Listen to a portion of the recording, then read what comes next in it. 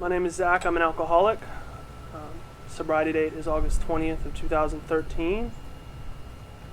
I'm from Southern Maryland.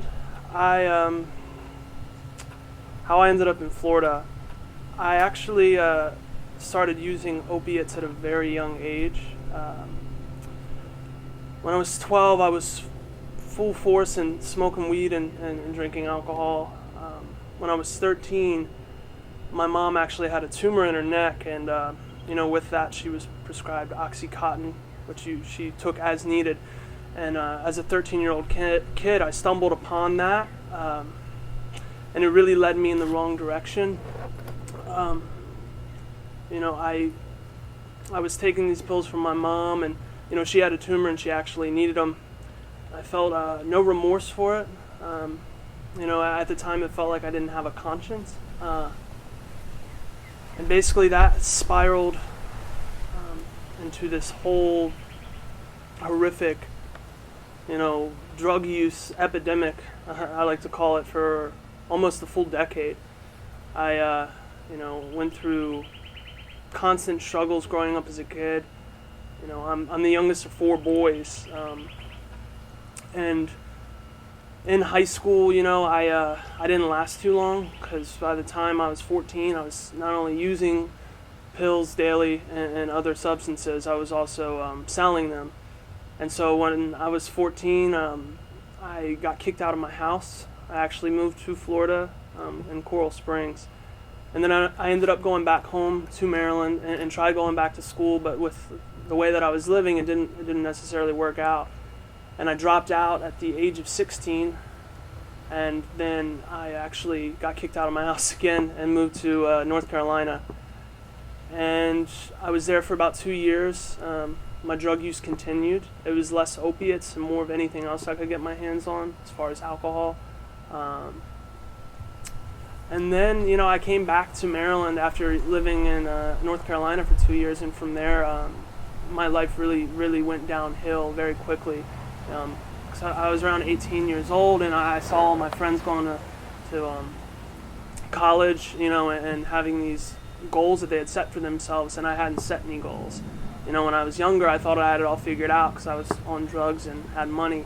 The reality was, when I got older, I started to realize I had nothing figured out, and I realized I had to change. But I thought that I was trapped, and I thought there was nothing I could do about it. And it just got progressively worse. And once again, there's still no remorse for my actions, as far as like stealing my parents' credit cards in the morning, and meeting my drug dealer before I went to work, and just continuing to just not only demoralize but hurt every single person that I cared about and that cared about me. And I thought that was just my life. I had accepted that at around 21. And then when I was 22, I made an effort to get sober. It lasted about 7 months, and then I went back to my old ways because I thought I could do some controlled drinking, and that didn't work out. That led me right to heroin. So I, coming back down to Florida, I knew that it was something that I had to do. Me and my buddy back home, when we were using together, it was something I always talked about. It was like kind of this like dream that I had of like, I need to go back to Florida. I will one day. And one day I did. I made the decision. I had enough. It was like 11 p.m. at night, and I got some heroin, and I just looked at my buddy and I told him I couldn't do it anymore. And I remember I sat from 12 p.m. till 5 a.m. when my father would wake up for work, and he woke up and he came downstairs, and I told him, I was like, I think I need to go back to Florida, and thank God that he was able to help me. And he said, we'll buy you a plane ticket. And that day, I know I left at 2 p.m. and was here that night. And I'm grateful to actually have family down in Southern Florida that is sober. So I didn't go to treatment. I didn't go to a detox.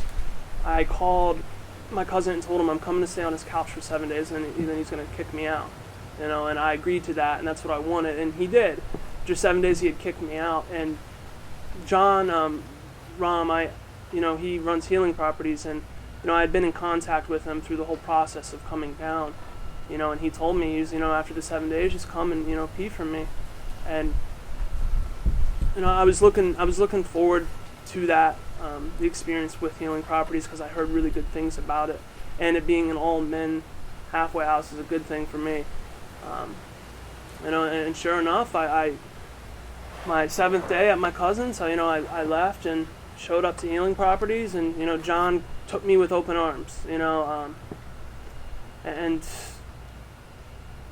I haven't looked back since. It's a really, really special place in my heart. I don't think that I can describe it in words. It's just something that you have to experience. But one of the big things is that it's got to be something that you want to experience and you want to enjoy and be a part of. Just if you come to Florida and you're not here for the right reasons and you're not honest with yourself about getting sober, then that's not going to be the place for you. I remember when I was at Healing Properties for about 2 weeks, I was focused on just working. And I wasn't necessarily doing what I need to do as far as for my sobriety. I wasn't doing much. I was sleeping and going to work. And, because that, at the time, my father had cut me off. When I came down here, he said, good luck at becoming an adult. I'm not giving you anything else the rest of your life. And I'm grateful for that now, but, for